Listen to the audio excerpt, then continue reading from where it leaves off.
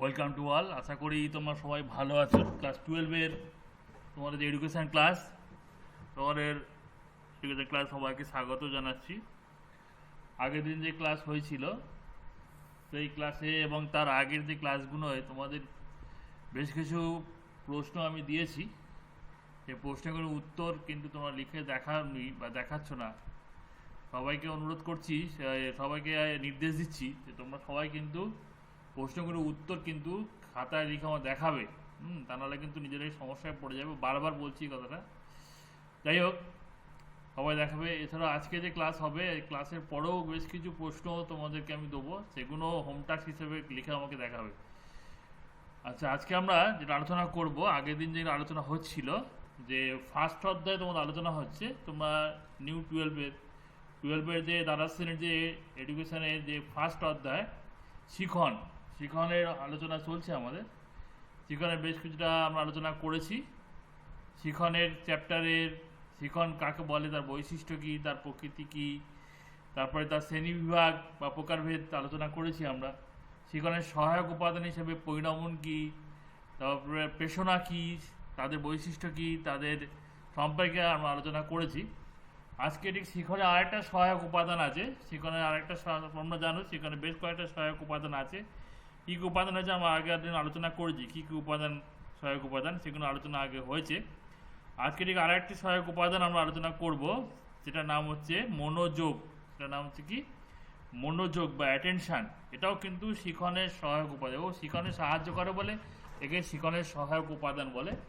আচ্ছা, মনোযোগ সম্পর্কে আলোচনা করার আগে আমরা একটু দেখে নিই মনোযোগটা প্রাথমিক ধারণাটা কি। মনোযোগ শব্দ এখানে বলছে, মনোযোগ শব্দ অর্থ হলো মনকে একান্তভাবে যুক্ত করা। তো মন যোগ, মন যুক্ত যোগ যদি সন্ধি করো, সন্ধি তোমরা করেছিলে মন যুক্ত যোগ মনোযোগ, মনকে যুক্ত করা অর্থাৎ কোনো বস্তু বা ধারণার সঙ্গে বা কোনো কাজের সঙ্গে নিজের মনকে এককভাবে সংযুক্ত বা কোনো বস্তু বা ধারণা সম্পর্কে একান্তভাবে সচেতন হওয়াকে সাধারণত বলে মনোযোগ। এটা সাধারণ অর্থ, একদম একদম সাধারণ অর্থ যদি বলা যায়, কোনো বস্তু বা কাজের সঙ্গে বা কোনো বিষয়বস্তুর সঙ্গে তোমার মনটাকে যুক্ত করা, সেটাই হচ্ছে মনোযোগ। এটা একদম সহজ সাধারণ ধারণা বা সংজ্ঞা বলা যেতে পারে এটা। অর্থাৎ কোনো বস্তু বা ধারণা সম্পর্কে একান্তভাবে সচেতন। তবে মনোবৈজ্ঞানিক অর্থে কিন্তু মনোযোগ শুধুমাত্র ব্যক্তি এই যে সংজ্ঞাটা দিয়েছে, এই যে সংজ্ঞাটা ধারণাটা, এটা কিন্তু মনোবৈজ্ঞানিক ধারণা নয়। কিন্তু মনোবৈজ্ঞানিক অর্থে এটাকে কোনোভাবেই মনোযোগের তোমার বলা যাবে না, মনোযোগের সংজ্ঞা বা ধারণা বলা যাবে না। মনোবৈজ্ঞানিক অর্থে কিন্তু এটা একটু অন্যরকম হবে। এখানে বলছে মনোযোগ শুধুমাত্র মনোবৈজ্ঞানিক অর্থে মনোযোগ শুধুমাত্র ব্যক্তির স্বাধীনতা নয়, ব্যক্তির সচেতনতা নয়। মনোযোগ শুধুমাত্র ব্যক্তির সচেতনতা। মনোবৈজ্ঞানিক অর্থে কিন্তু ব্যক্তির সচেতনতাকে কোনোভাবেই মনোযোগ বলা, শুধুমাত্র সচেতনতাকে মনোযোগ বলা যাবে না মনোবৈজ্ঞানিক অর্থে। আধুনিক মনোবিদগণ মনে করেন মনোযোগ এক প্রকার জ্ঞানমূলক মানসিক প্রক্রিয়া। এটাকে একটা জ্ঞানমূলক, এটা শুধুমাত্র যে ব্যক্তির মনটাকে এর যে শুধু একটাই কাজ যে ব্যক্তির মনকে সচেতন করা, তা কিন্তু নয়। আধুনিক মনোবিজ্ঞানে মনোযোগকে কিন্তু এক প্রকারের জ্ঞানমূলক প্রক্রিয়া ভাবা হচ্ছে। এটা মনে করা হচ্ছে যে এটা একটা জ্ঞানমূলক মানসিক প্রক্রিয়া, এটাকে জ্ঞানমূলক প্রক্রিয়া হিসেবে ভাবা হচ্ছে। এটা এর কাজ শুধুমাত্র মানুষের মনকে বা ব্যক্তিকে সচেতন করা, তা নয়। কিন্তু আধুনিক অর্থে বলছে মনোযোগ শুধুমাত্র আধুনিক মনোবৈজ্ঞানিক অর্থে বলছে যে মনোযোগ শুধুমাত্র মানুষের মনকে সচেতন করে তা নয়। মানুষের মনকে সচেতন করে তা নয়, এর আরও এটা একটা জ্ঞানমূলক প্রক্রিয়া। এটা একটা কি প্রক্রিয়া বলছে? এটা বলছে একটা জ্ঞানমূলক প্রক্রিয়া, যেটাকে বলা হচ্ছে জ্ঞানমূলক প্রক্রিয়া। এই মনোযোগের তোমার যেটা আমাদের আলোচনার বিষয় যে হচ্ছে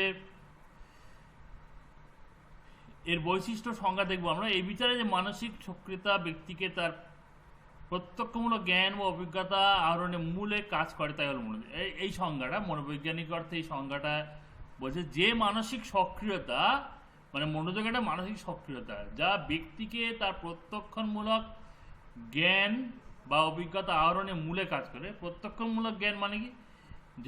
যে জ্ঞানটা আমরা দেখে, কোনো কিছু দেখে আমরা যে জ্ঞানটা অর্জন করি তাকে বলে প্রত্যক্ষমূলক জ্ঞান। আমরা কিছু দেখে যে জ্ঞানটা অর্জন, সব জিনিসই আমরা দেখে অর্জন করি। যেটাকে একবার দেখলাম তারপরে সেইটা সম্পর্কে জ্ঞান অর্জন করলাম। এই যে জ্ঞান অর্জন প্রক্রিয়া হচ্ছে প্রত্যক্ষমূলক জ্ঞান।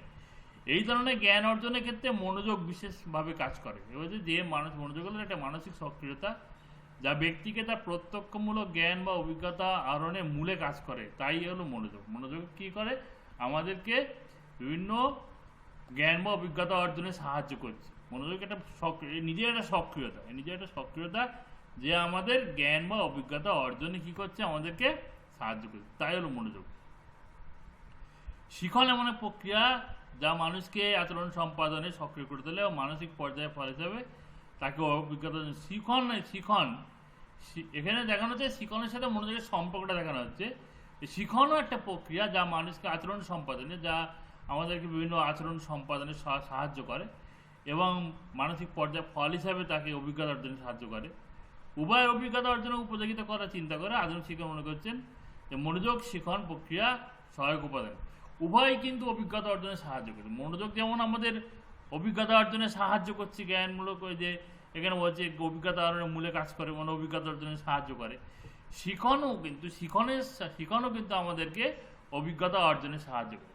সুতরাং দুটোই কিন্তু অভিজ্ঞতা অর্জনেই সাহায্য করে, দুটোই মানুষকে কিন্তু অভিজ্ঞতা অর্জনে সাহায্য করে। সুতরাং এই থেকে মনোবিদগণ বলছেন যে শিক্ষাবিদগণ বলছেন যে মনোযোগ এবং শিখন প্রক্রিয়া সহায়ক উপাদান হিসেবে। সুতরাং এরা দুজনে একে অপরের সহায়ক উপাদান হিসেবে কাজ করছে, সেটাই মনোযোগ। যেহেতু উভয়ের কাজ একই, মনোযোগেরও কাজ হচ্ছে অভিজ্ঞতা অর্জনে সাহায্য করা, শিখনেরও কাজ অভিজ্ঞতা অর্জনে সাহায্য করা।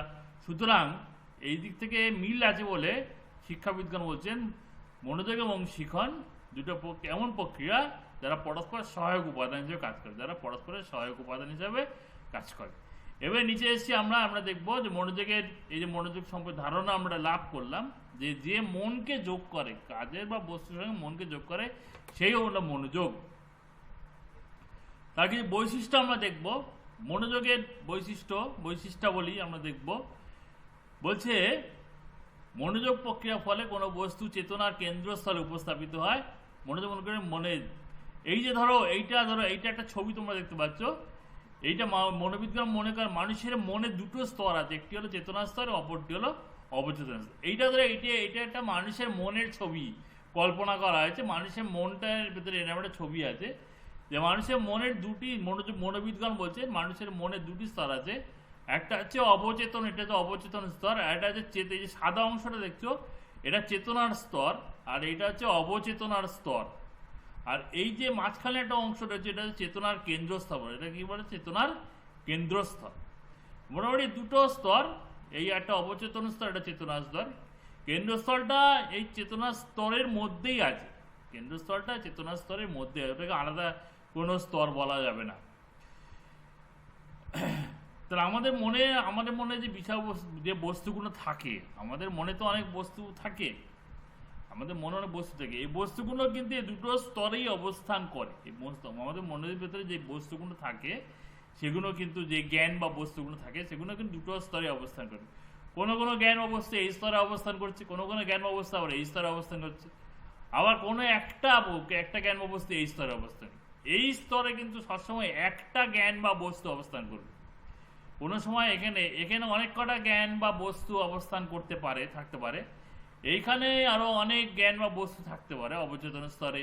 চেতনার স্তরেও কিন্তু অনেক জ্ঞান বা বস্তু থাকতে পারে। কিন্তু এখানে যেটা মজার বিষয় হলো চেতনার কেন্দ্রস্থল যেটা, এখানে কিন্তু সর্বদাই এর জায়গাটা এতটাই ছোট, এখানে একটাই বস্তু থাকতে পারে। এবং এই যে বস্তুগুলো, এই মুহূর্তে একটা বস্তু এখানে আছে, যেটা পর মুহূর্তে কিন্তু এদিকে চেঞ্জ হয়ে যেতে পারে, আবার নতুন বস্তু এখানে ঢুকতে পারে, আবার পরের সেকেন্ডে আবার এটা চেঞ্জ, আবার নতুন বস্তু এখানে ঢুকতে পারে, আবার পরের সেকেন্ডে এটা চেঞ্জ হয়ে আবার নতুন বস্তু ঢুকতে পারে। মানে এই কেন্দ্রস্থলে বস্তু কিন্তু একটা নির্দিষ্ট একটা বস্তু ঢুকে গেলে মানে ওটা রয়ে গেল পার্মানেন্টলি, তা কিন্তু হবে না, চেঞ্জ হবে। ঠিক আছে, এখানে বস্তুটা চেঞ্জ হয়, মানে সেকেন্ডের মধ্যে চেঞ্জ হয়। 1 সেকেন্ডের মধ্যেই তোমার এখান থেকে বস্তু অন্য বস্তু এখানে ঢুকবে। এখানে অসংখ্য বস্তু আছে, এই কেন্দ্রস্থলে চেতনাস্থলে অনেকগুলো বস্তু আছে। এই কেন্দ্রস্থলে কোনো একটা বস্তু একটা মুহূর্তে আসতে পারে, আবার পর মুহূর্তে সে অন্য জায়গায় বেরিয়ে চলে যেতে পারে। আবার এখানে কিন্তু বস্তু মানে চেঞ্জ হয়। এখানে কোনো অবচেতন স্তরে কোনো বস্তু সেটা আবার এখানে আসতে পারে, আবার এখান থেকে কোনো বস্তু এখানে যেতে পারে। এই স্তরে যে বস্তুগুলো থাকে সেই বস্তুগুলো সম্পর্কে আমাদের মন একদমই সচেতন থাকে না।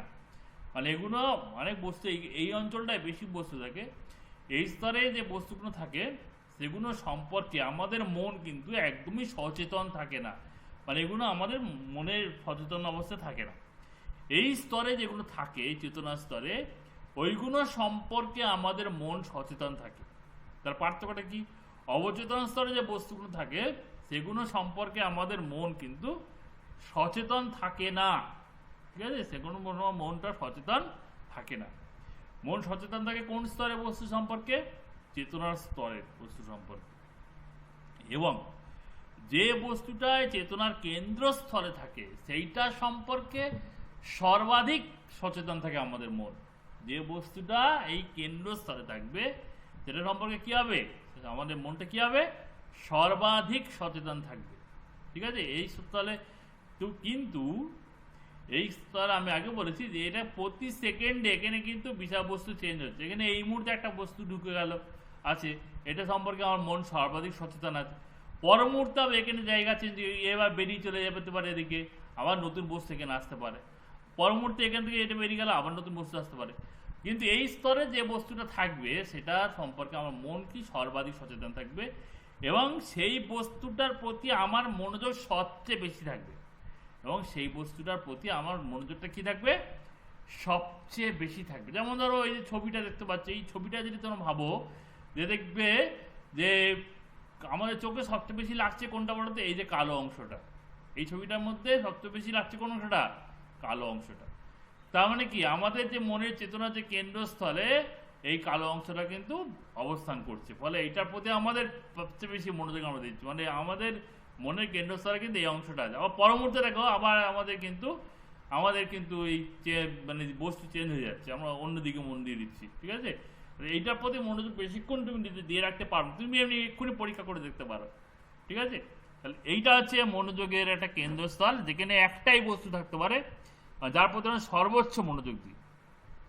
তাহলে মূল দুটো স্তর, অবচেতন স্তর, চেতনা। এখানে বলেছে চেতনা স্তর এবং অপরটা অবচেতন। কোনো বিষয়ের মধ্যে যে বস্তু অভিজ্ঞতা চেতনা স্তরের মধ্যে থাকে সেগুলি সম্পর্কে ব্যক্তি সচেতন থাকে। আমি আগে বলে দিলাম, গল্প মনে করে দিয়েছি যে এই স্থানে যে বস্তুগুলো থাকে সেগুলো সম্পর্কে আমাদের মন সর্বাধিক সচেতন থাকে, সচেতন থাকে। আর যে বস্তু সম্পর্কে অভিজ্ঞতাগুলি অবচেতন স্তরে থাকে সেগুলি সম্পর্কে ব্যক্তি ওই মুহূর্তে সচেতন থাকে না। আর এই স্তরে যে বস্তুগুলো থাকে সেগুলো সম্পর্কে আমাদের মন সচেতন থাকে না। সচেতন থাকবে কোন গুণ সম্পর্কে? এই গুণ সম্পর্কে, এখানে যে বস্তুগুলো থাকবে। তবে এই দুটোর মধ্যে কিন্তু সবসময় বস্তু কিন্তু পরিবর্তন হচ্ছে। বস্তু কি হচ্ছে? পরিবর্তন হচ্ছে। কখনো বস্তু এখান থেকে এখানে চলে আসছে, কখনো বস্তু এখান থেকে এখানে চলে যাচ্ছে। এইটা কিন্তু সবসময় পরিবর্তন হচ্ছে বস্তু। এটা গেল তোমার হচ্ছে দুটো স্তর সম্পর্কে আইডিয়া হলো। ব্যক্তি বিশেষ যখন ব্যক্তিগণ বিশেষ বস্তুর প্রতি মনোযোগ দেয় তখন সেই বস্তু চেতনার কেন্দ্রস্থলে বসে। এবার যেটার প্রতি আমরা সর্বাধিক মনোযোগ দিই, যে বস্তুটা এই কেন্দ্রস্থলে চলে আসে তার প্রতি আমাদের মনোযোগটা সর্বাধিক হয়ে যায়। আর কোনো বস্তু যখন চেতনার কেন্দ্রস্থলে থাকে তখন সেই বস্তু সম্বন্ধে পরিপূর্ণ জ্ঞান লাভ করে। এবং এই যে কেন্দ্রস্থলে কোনো বস্তু চলে এলো, এই যে কেন্দ্রস্থলে কোনো বস্তু চলে এলো, তখন আমরা সেই বস্তুটার সম্পর্কে পরিপূর্ণ জ্ঞান লাভ করতে পারি। যতক্ষণ না কোনো বস্তু এই কেন্দ্রস্থলে আসবে ততক্ষণ আমরা সেই বস্তু সম্পর্কে পরিপূর্ণ জ্ঞান লাভ করতে পারবো না। ঠিক আছে, এবং এই বস্তুটা কেন্দ্রস্থলে আসা মানেই আমরা কি সেই বস্তুটার প্রতি সর্বাধিক মনোযোগ দেবো এবং সেই বস্তুটা সম্পর্কে পরিপূর্ণ জ্ঞান লাভ করবো। এই কারণে মনোযোগকে কি বলা হয়? এটা বলা হয় জ্ঞানমূলক প্রক্রিয়া। সেই বস্তু সম্পর্কে জ্ঞান লাভ করে, এই কারণে মনোযোগ ব্যক্তি জ্ঞানমূলক প্রচেষ্টা বা প্রত্যক্ষণে সহায়তা করে। সত্য এই জন্য বলছে মনোযোগকে এই কারণে আমাদেরকে জ্ঞানমূলক প্রচেষ্টা বা প্রত্যক্ষণে সহায়তা করে, আমাদের জ্ঞান লাভে সাহায্য করে। জ্ঞানমূলক প্রচেষ্টা বা মানে কি? জ্ঞান লাভে সাহায্য করে। এই স্থানে যে বস্তুটা আসবে সেটা সম্পর্কে আমরা জ্ঞান লাভ করবো, অর্থাৎ এই স্থানের বস্তুটা সর্বাধিক মনোযোগ দেবো আমরা এবং সেটা সম্পর্কে আমরা জ্ঞান লাভ করবো। সুতরাং যেহেতু মনোযোগ আমাদেরকে জ্ঞানমূলক প্রচেষ্টা সাহায্য করছে, সুতরাং এটা আছে জ্ঞানমূলক প্রক্রিয়া। মনোযোগকে কি প্রক্রিয়া বলা হবে? এটা জ্ঞানমূলক প্রক্রিয়া বলা হবে। এই যে এখানে বলেছে জ্ঞানমূলক প্রক্রিয়া, এখানে জ্ঞানমূলক প্রক্রিয়ার কথাটা এখানে আলোচনা করা হয়েছিল আগে। যে মনোযোগ একটা জ্ঞানমূলক প্রক্রিয়া। এক প্রকারের জ্ঞানমূলক মানসিক প্রক্রিয়া এখানে বলা হয়েছে। এই কারণেই বলা হয়েছে যে এই যে বস্তুটা কেন্দ্রস্থলে চলে আসছে সেই বস্তু সম্পর্কে আমাদের সম্পূর্ণ মনোযোগ আমরা দিচ্ছি। এই কারণেই এই বস্তু সম্পর্কে আমরা এখানকার বস্তু সম্পর্কে আমরা জ্ঞান লাভ করছি এবং এই জন্য এটাকে জ্ঞানমূলক প্রক্রিয়া বলা হচ্ছে। মনোযোগে এটাকে জ্ঞানমূলক প্রক্রিয়া। তাহলে এইটা একটা বৈশিষ্ট্য আমরা দেখলাম। তাহলে একবার প্রশ্নটা লেখো যে মনোযোগকে লেখো, মনোযোগের প্রশ্নটা লিখে রাখবে। প্রশ্নটা উত্তর তোমরা লিখে দেখাবে। প্রশ্নটা এখন লিখে নাও খাতায়, পরে উত্তর লিখে দেখাবে যে মানুষের মনের কটি স্তর ও কি কি? মানুষের মনের কটি স্তর ও কি কি?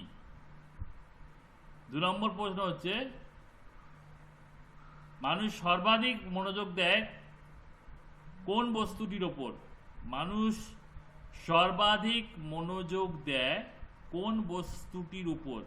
বলতে হবে যে চেতনার কেন্দ্রস্থলে যে বস্তুটি থাকে সেই বস্তুটির প্রতি মানুষ সর্বাধিক মনোযোগ দেয়। উত্তর তোমার নিজেরাই লিখবে, আমি বলে দিচ্ছি, তোমরা জাস্ট উত্তরে লিখে আমার দেখাবে। 3 নম্বর প্রশ্ন দেখো, মনোযোগকে জ্ঞানমূলক প্রক্রিয়া বলার কারণ কি? মনোযোগকে জ্ঞানমূলক প্রক্রিয়া বলার কারণ কি?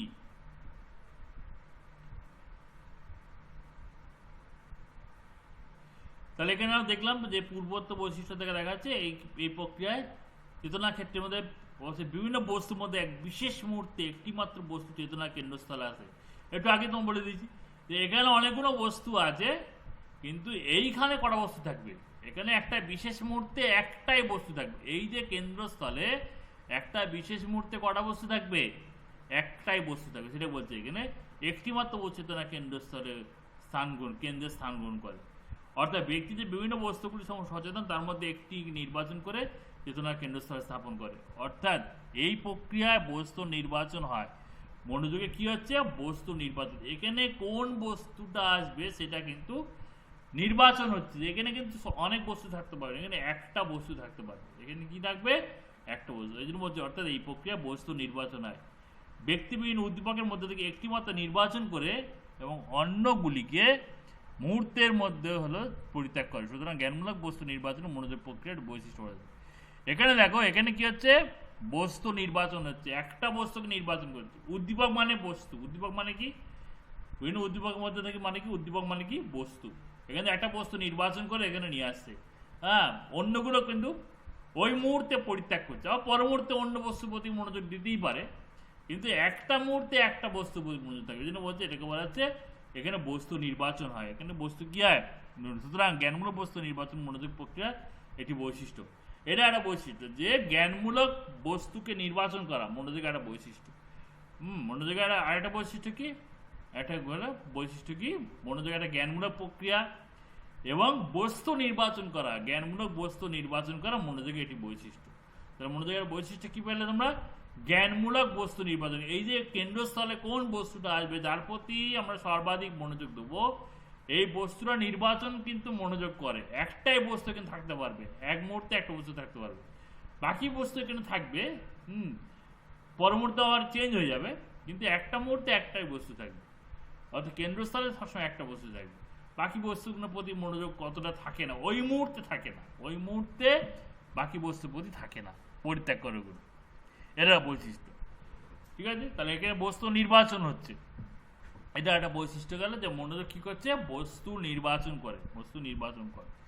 3 নম্বর আধুনিক মনোবিজ্ঞান মনোযোগ প্রক্রিয়া আরেকটি বৈশিষ্ট্য উল্লেখ করেছে। মনোযোগ যেহেতু জ্ঞানমূলক প্রক্রিয়া, যেহেতু জ্ঞান আহরণ আর 2 ধরনের মানসিক প্রক্রিয়া কাজ করে।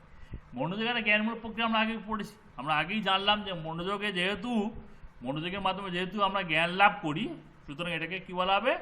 একটা জ্ঞানমূলক প্রক্রিয়া বলা হবে। এই জ্ঞান আহরণের এই যে জ্ঞানটা লাভ করি আমরা, এখানে আরো এই লাভের পিছনে আরো দুটো মানসিক প্রক্রিয়া কাজ করছে।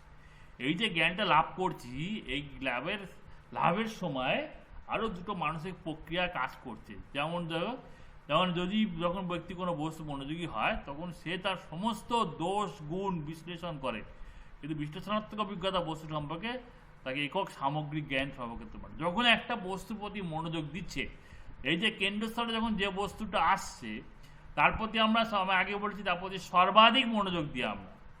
এখানে যে বস্তুটা আসছে তার প্রতি আমরা কি করছি? আমরা সর্বাধিক মনোযোগ দিচ্ছি। এবং এই মনোযোগ দিচ্ছি মানে কি, ওই বস্তুটার যে দোষ বা গুণ যাই থাকুক সেগুলো আমরা কি করছি, বিশ্লেষণ করছি। কি করছি, সেগুলো কি করছি, আমরা বিশ্লেষণ করছি। মানে এইখানে যে বস্তুটা আসছে একটা মুহূর্তে তার প্রতি সর্বাধিক মনোযোগ আমরা দিতে পারছি, এবং এই মনোযোগ দেওয়ার ফলে ওই বস্তুটার দোষ বা গুণ যাই থাকুক সেটা আমরা কি করছি, আমরা বিশ্লেষণ করতে পারছি, বিশ্লেষণ করে নিচ্ছি। তবে বিশ্লেষণ করলেই কিন্তু সামগ্রিক জ্ঞান লাভ করা যায় না। বিশ্লেষণের পরে আরেকটা প্রক্রিয়া হয়। হ্যাঁ, সামগ্রিক জ্ঞানের জন্য ব্যক্তি পুনরায় আরেকটা প্রক্রিয়া, আরেকটা বৈশিষ্ট্য সংশোধন করতে হয়। এই যে বিশ্লেষণ করলে, দোষ গুণগুলো বিশ্লেষণ করলে এর মাধ্যমে কিন্তু পরিপূর্ণ ওই বস্তুটা সম্পর্কে কিন্তু পরিপূর্ণ জ্ঞান লাভ করতে পারবে না। বিশ্লেষণের পরে যে বৈশিষ্ট্যগুলো, দোষগুণ বিশ্লেষণ করার পরে বা বৈশিষ্ট্যগুলো বিশ্লেষণ করার পরে সেটাকে আবার সংশ্লেষণ করতে হয়, তবে কিন্তু পরিপূর্ণ জ্ঞান হবে। অর্থাৎ মনোযোগের এই যে বিশ্লেষণ এবং সংশ্লেষণ দুটো কাজই কিন্তু মনোযোগের দ্বারা হয়। মনোযোগের মধ্যেই বিশ্লেষণাত্মক সংশ্লেষণ উভয় ধরনের প্রক্রিয়া কাজ করে। এই যে কোনো বস্তু, যে বস্তুটা এই কেন্দ্রস্থলে আসবে সেই বস্তুটা দোষ গুণ দিয়ে বিশ্লেষণ করলে, এই বিশ্লেষণ করলে মানে ভেঙে দিলে, ভেঙে আবার জুড়তে হবে। কোনো জিনিসকে যদি তুমি ভাঙো, সেটা যদি ভেঙে দিলে মানে কি তার মধ্যে দেখা যাবে কি কি আছে। আমরা না ভাঙলে দেখতে পাবো না যে ওর মধ্যে কি কি, অন্য একটা বস্তু ধরো, পার্টিকুলার কোনো বস্তু, তুমি সেটাকে যদি তার মধ্যে কি কি আছে তুমি দেখতে চাও, তাহলে তোমাকে কি করতে হবে, সেটাকে ভাঙতে হবে। সেটা হচ্ছে বিশ্লেষণ। সেটা কি বলা হচ্ছে বিশ্লেষণ। আবার শুধু ভেঙে রেখে দিলে তো হবে না, সেটাকে আবার জুড়ে দিতে হবে, যেমন ছিল তেমন জুড়ে দিতে হবে, বা নতুনভাবে জুড়ে দিতে হবে। এটাকে বলা হচ্ছে সংশ্লেষণ। এটা কি বলা হচ্ছে, সংশ্লেষণ। এই বিশ্লেষণ এবং এই সংশ্লেষণ, বিশ্লেষণ মানে ভেঙে ফেলা, আর সংশ্লেষণ মানে কি নতুন করে জুড়ে ফেলা বা নতুন করে তৈরি করে ফেলা। এই দুটোর মধ্যে না, যতক্ষণ না দুটো হচ্ছে ততক্ষণ তুমি সেই বস্তুটা সম্পর্কে পরিপূর্ণ জ্ঞান লাভ করতে পারবে না, সেই বস্তুটা সম্পর্কে জ্ঞান লাভ করতে পারবে না।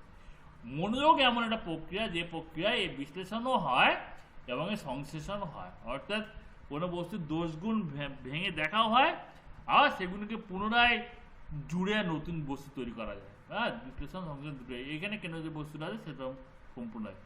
এই জন্য এখানে যে দুটোই হচ্ছে বলে মনোযোগকে বলা হচ্ছে বিশ্লেষণাত্মক সংশ্লেষণ কৌশল পর্যায়ক্রমে ঘটে বলে, এর মাধ্যমে পরিপূর্ণ একক জ্ঞান লাভ অনলে। এখানে মনোযোগে এই দুটো প্রক্রিয়ায় ঘটে, কিন্তু মনোযোগে এই দুটো প্রক্রিয়ায় ঘটে বলে এর দ্বারা আমরা কিন্তু পরিপূর্ণ এবং একক জ্ঞানমূলক অভিজ্ঞতা অর্জন করি। তাহলে এখানে যদি প্রশ্ন দেওয়া বলে যে মনোযোগের দ্বারা কেন আমরা পরিপূর্ণ একক জ্ঞানমূলক অভিজ্ঞতা অর্জন করি, তাহলে বলতে হবে যে মনোযোগের দ্বারা আমরা কোনো বস্তুর দোষ গুণ বিশ্লেষণ করি, এবং সেই বিশ্লেষণের পরে সেই বস্তুটিকে সংশ্লেষণও করতে পারি, করে সেই বস্তু সম্পর্কে আমরা পরিপূর্ণ একক জ্ঞান অর্জন করি। এই কারণেই মনোযোগকে বলা হয় পরিপূর্ণ ও একক জ্ঞান অর্জনের প্রক্রিয়া। তাহলে এখানে একটা প্রশ্ন তোমার দিচ্ছি যে মনোযোগকে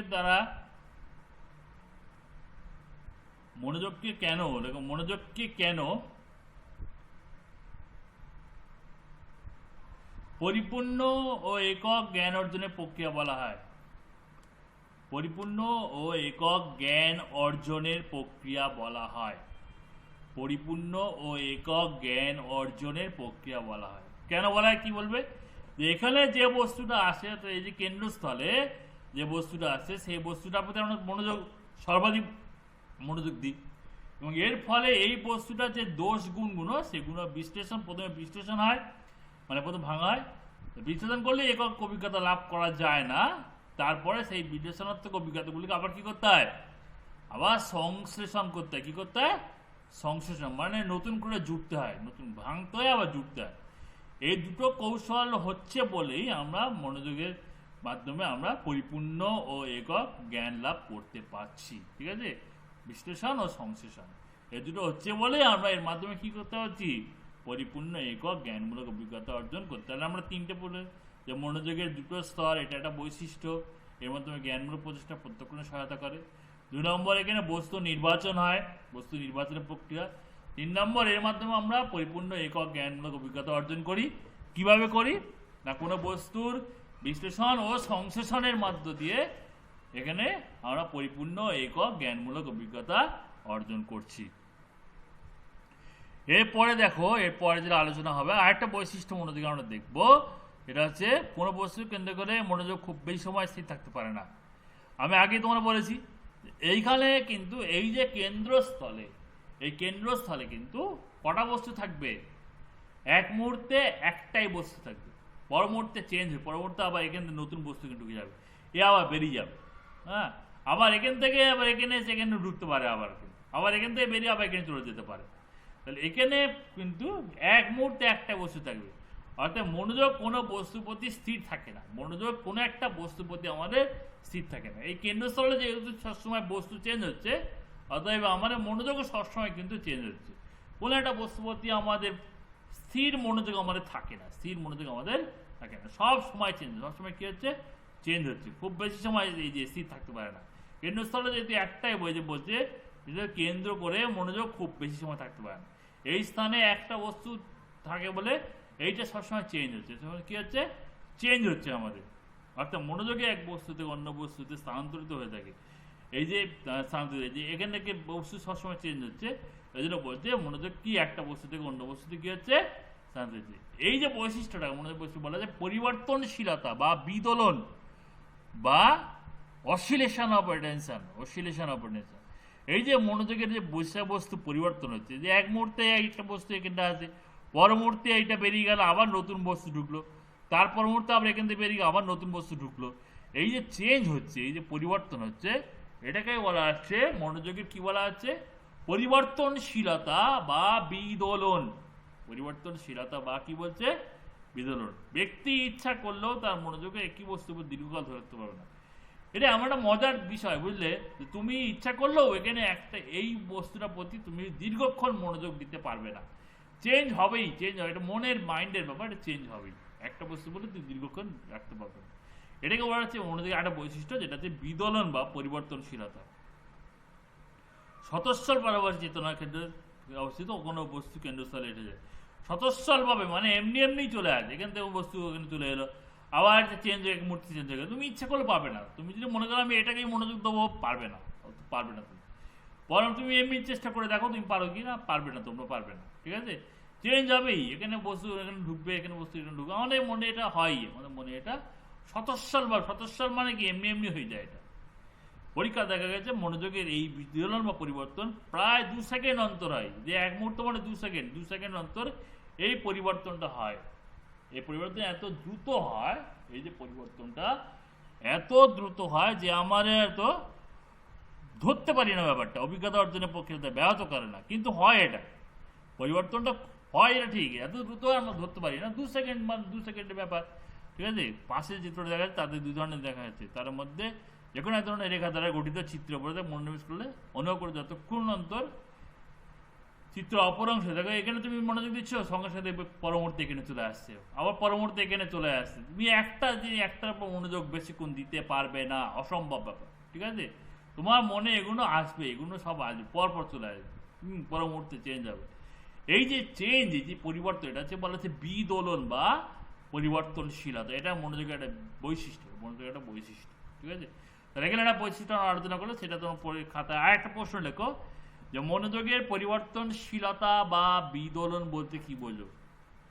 মনোযোগের পরিবর্তনশীলতা বা বিদোলন বলতে কি বোঝো? মনোযোগের পরিবর্তনশীলতা বা বিদোলন বলতে কি বোঝো? বা বিদোলন বলতে কি বোঝো?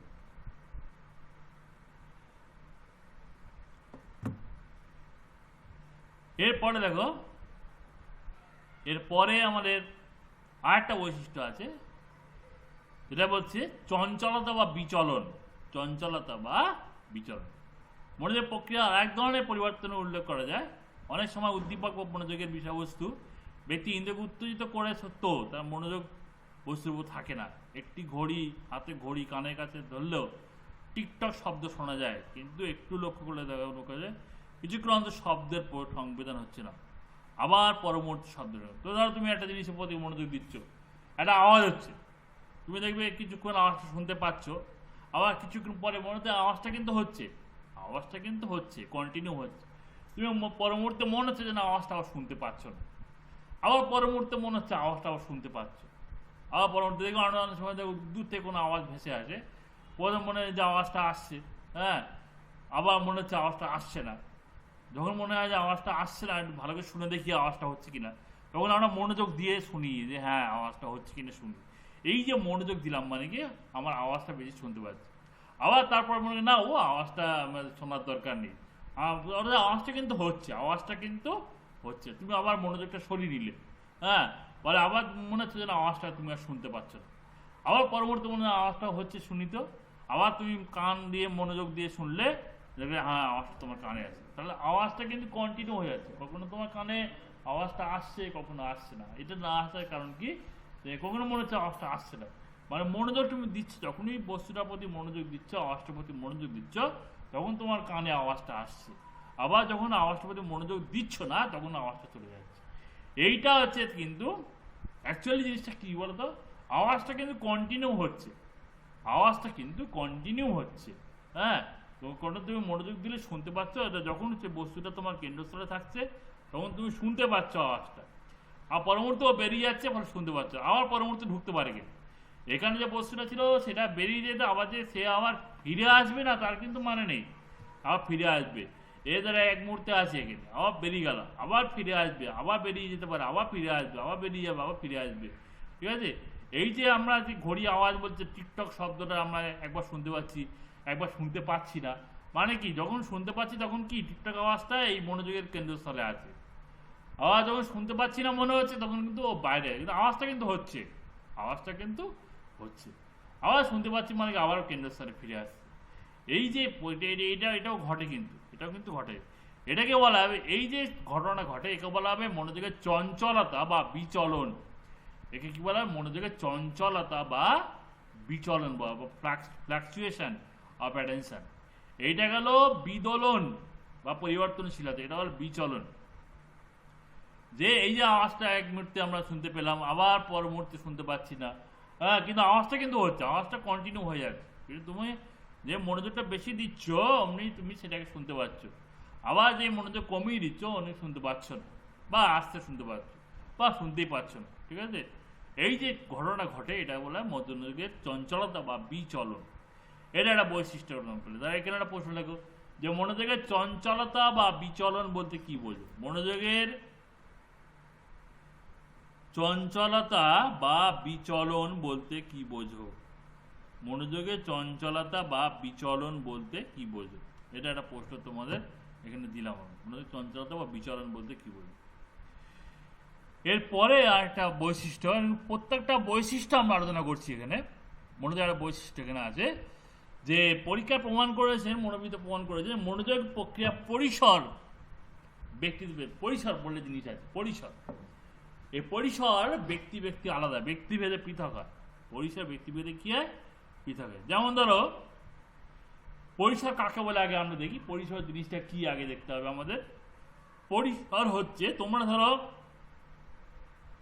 কোর্সের সময় দেখবে তোমাদের একটা ইভেন্ট থাকে, যেটা ম্যাডামরা বা স্যাররা যে ইভেন্টটা তোমাদের পরিচালনা করে, বিশেষ করে মেয়েদের থাকে, এটা মেমোরি রেস।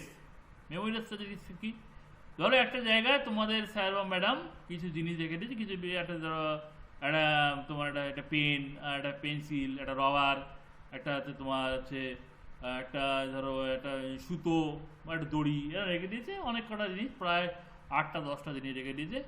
এবার কিছু মেয়েরা তোমরা ছুটে গেলে গিয়ে দেখলে কি কি আছে, এবার উল্টো দিকে তোমাদের খাতা থাকবে, সেখানে এসে লিখতে হবে তোমার কি কি দেখেছো, সেটা তোমাদের লিখতে হবে। একটা নির্দিষ্ট সময় দেখবে তোমরা, দেখে লিখবে, লিখে তোমার এবার স্যার ম্যাডামরা চেক করবে যে কজন কটা ঠিক লিখেছে। কেউ হয়তো 3টে ঠিক লিখেছে, 10টার মধ্যে 3টে ঠিক লিখতে পেরেছে, কেউ হয়তো 5টা ঠিক লিখেছে, কেউ হয়তো 6টা ঠিক লিখেছে। এরকমভাবে প্রাইজ দেওয়া হয়, যে সবচেয়ে বেশি লিখবে সে প্রাইজ পাবে, সবচেয়ে ফার্স্ট প্রাইজ পাবে, যে তার চেয়ে একটু কম লিখেছে সেকেন্ড প্রাইজ, আরও কম লিখেছে থার্ড প্রাইজ, এরকমভাবে প্রাইজ দেওয়া হয়। এইটা হচ্ছে, এটা মনোযোগের, কিন্তু এইটাকেই বলা হচ্ছে মনোযোগের পরিসর। এটা কি বলা হচ্ছে মনোযোগের পরিসর, যে এক মুহূর্তে দেখে, একটা বিশেষ মুহূর্তে দেখে, তুমি একজন দেখলে, দেখে যতগুলো বস্তু তোমার কেন্দ্রস্থলে উপস্থাপিত করতে পারবে তাকে বলা মনোযোগ পরিসর, মানে যতগুলোকে কেন্দ্রস্থলে আনতে পারবে। কেন্দ্রস্থলে না এলে কিন্তু মনোযোগ থাকবে না, মনে থাকবে না। এই কেন্দ্রস্থলে আনতে হবে, তবে তোমার মনে থাকবে। এই যে বস্তুটা দেখলেই সেটাতে তোমার মনে থাকবে তা কিন্তু নয়, বস্তুটাকে কেন্দ্রস্থলে আনতে হবে। ওই যে ধরো যে 7টা ঠিক লিখেছে, তার বলতে হবে সেই 7টা বস্তুকে কেন্দ্রস্থলে এনেছিল। যে 8টা ঠিক বলতে হবে, সে 8টা বস্তুকে, 10টার মধ্যে 8টা বস্তুকে কেন্দ্রস্থলে নিয়ে আসতে পেরেছিল। যে আবার 3টে ঠিক লিখতে হবে, সে বলতে হবে যে 10টা বস্তু মানে 3টেকে কেন্দ্রস্থলে আনতে পেরেছিল। এই যে যত বেশি কেন্দ্রস্থলে আনতে পারবে, সে তত বেশি নাম লিখতে পারবে, সে তত বেশি মনে রাখতে পারবে।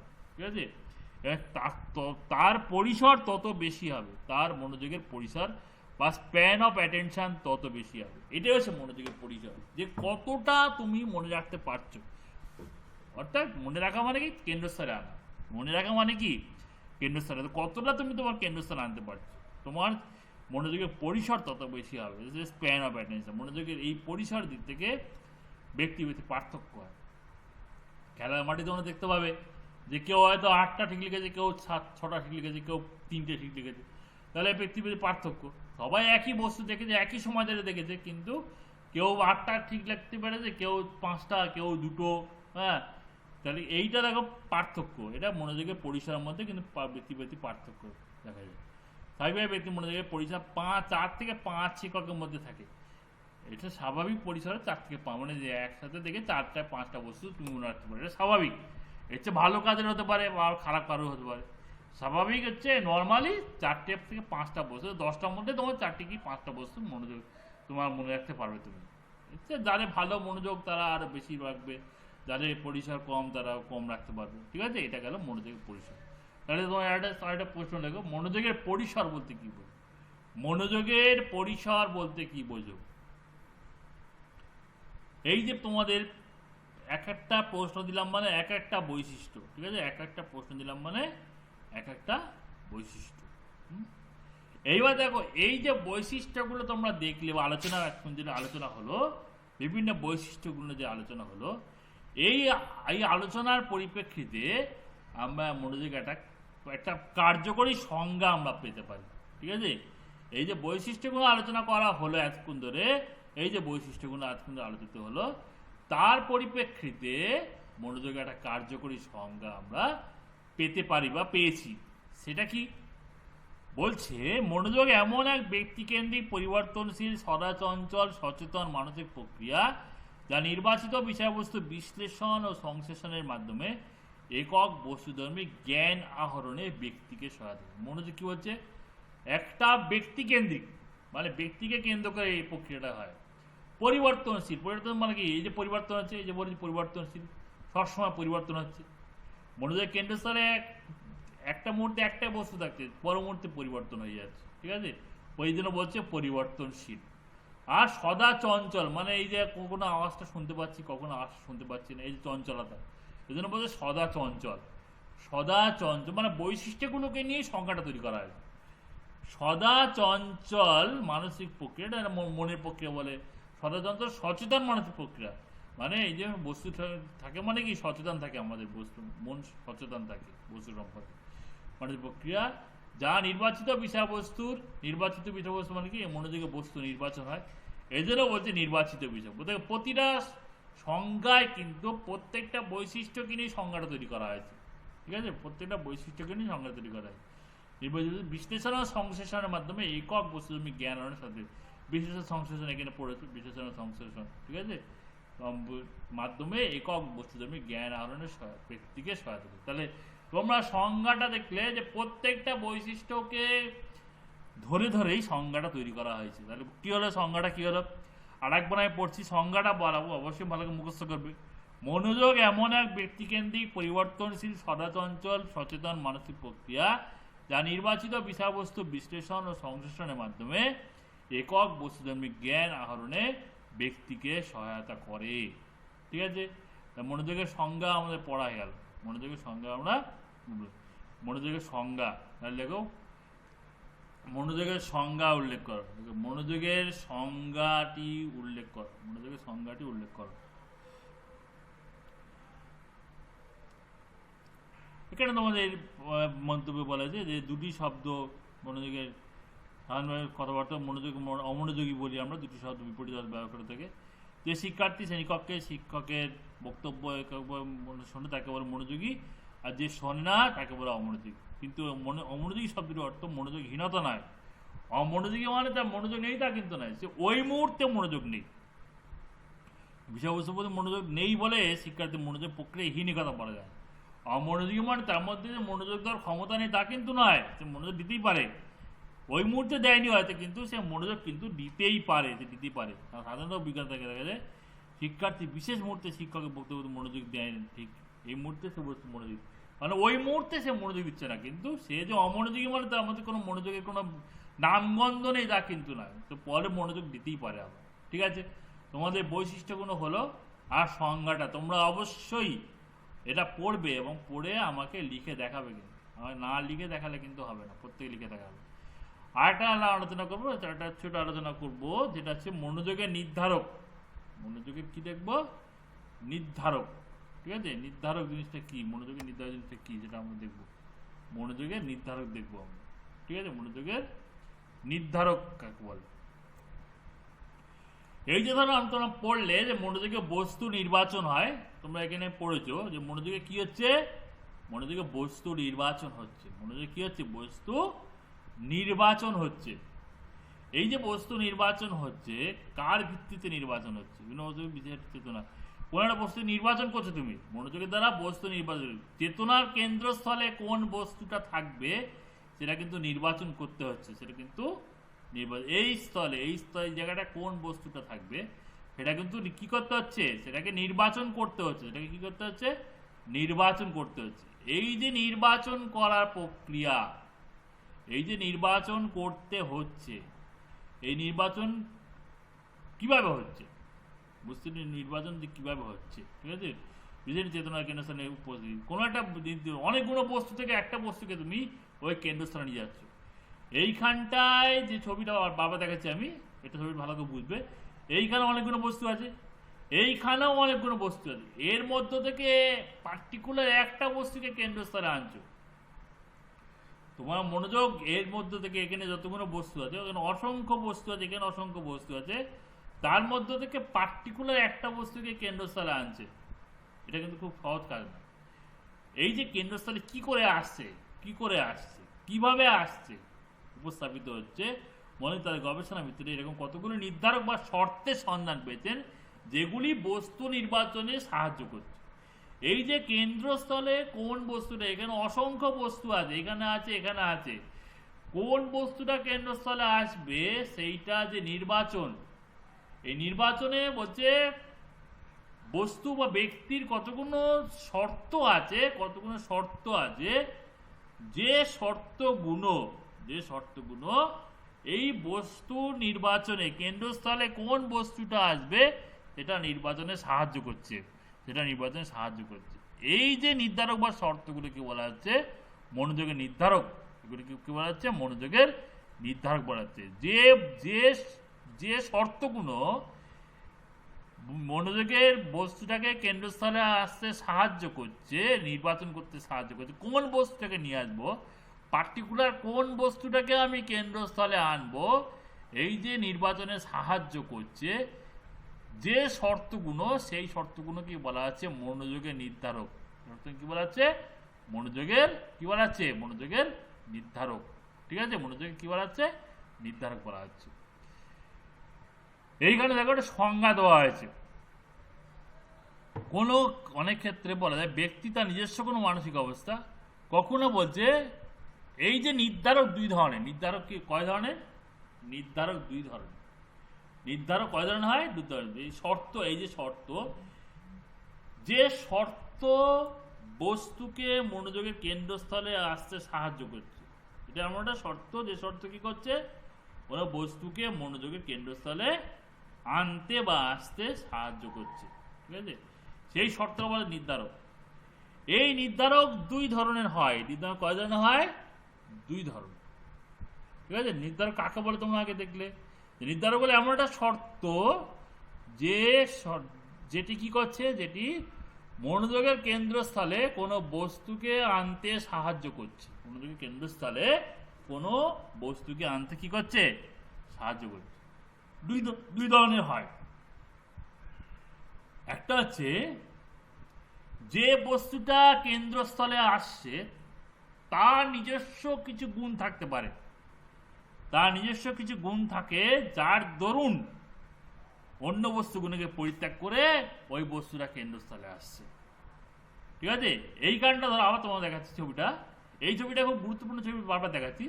যেখানে অনেকগুলো বস্তু আছে, কিন্তু ওই বস্তুগুলোর মধ্যে যে কোনো একটা বস্তুর এমন একটা গুণ আছে যে গুণটার দরুন সেই বস্তুটাই কেন্দ্রস্থলে চলে আসছে।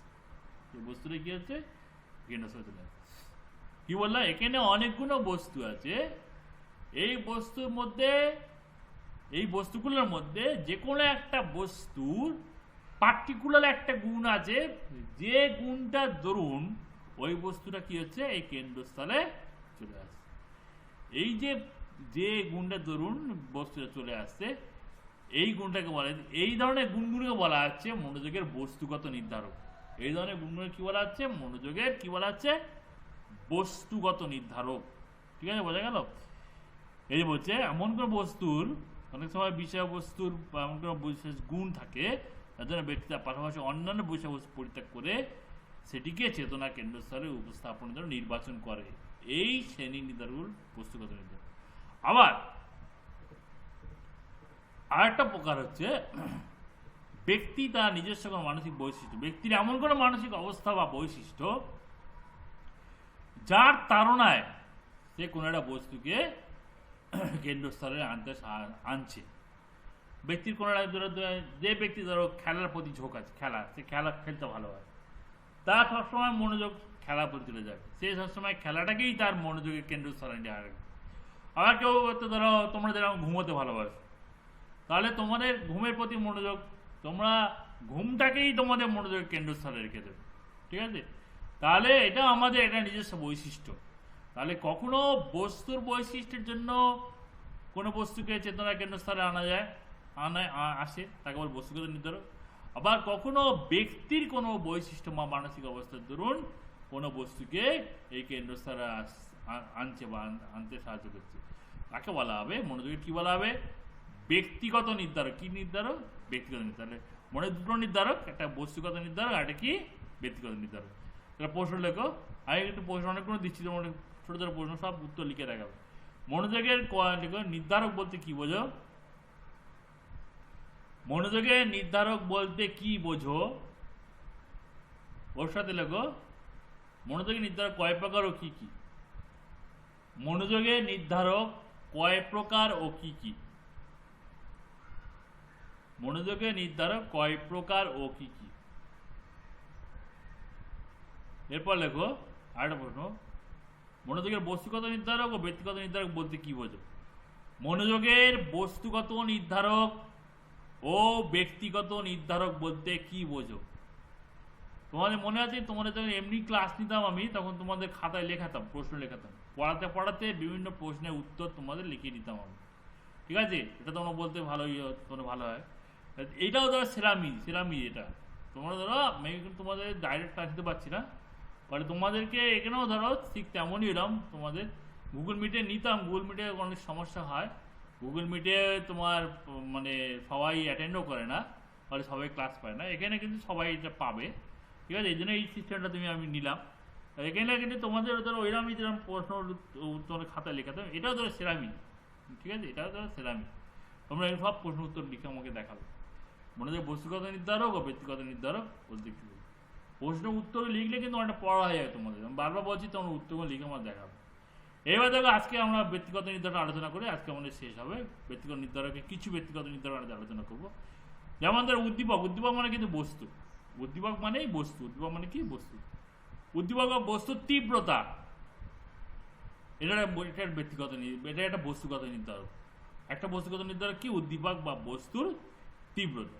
অনেকগুলো বস্তুর মধ্যে দেখবে যে বস্তুটা বা উদ্দীপকটা খুব তীব্র, তার রংটা খুব তীব্র বা খুব উজ্জ্বল, সেটা আমাদের মনোযোগ খুব সহজে আকর্ষণ করে। ঠিক আছে, অনেকগুলো বস্তুর মধ্যে দেখবে যে বস্তুটার রংটা খুব তীব্র বা উজ্জ্বল, সেটা আমাদের মনোযোগ। যেমন ধরো একটা জায়গায় অনেকগুলো রং আছে, সাদা আছে, সবুজ আছে, হ্যাঁ, হলুদ আছে, আবার কালো আছে।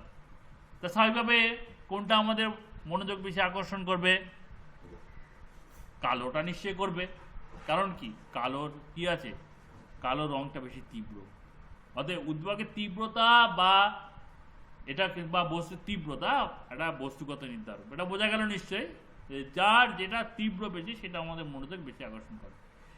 এরপর উদ্বেগ বিস্তৃতি বা বস্তু বিস্তৃতি।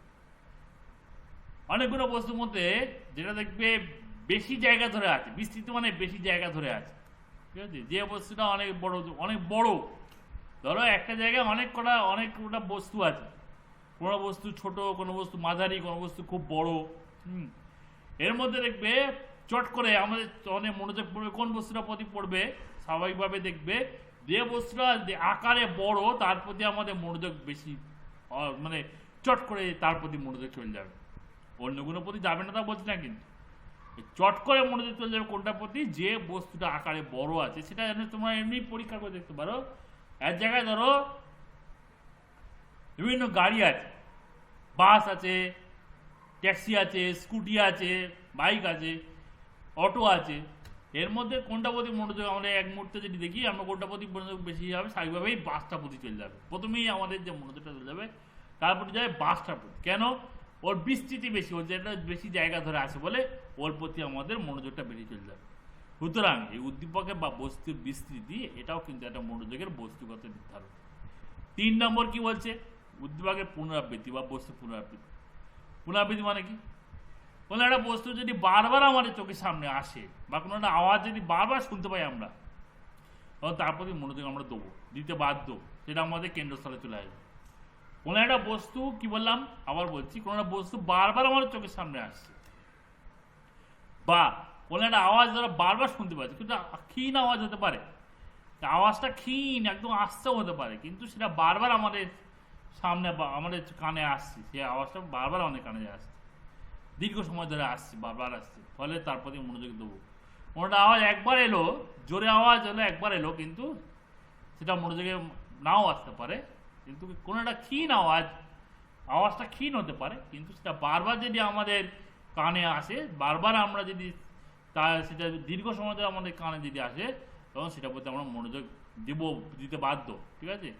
এটা হচ্ছে উদ্দীপক পুনরাবৃত্তি, মানে বারবার আসছে, জিনিসটা বারবার আসছে, উদ্দীপক বস্তু পুনরাবৃত্তি বারবার আসছে।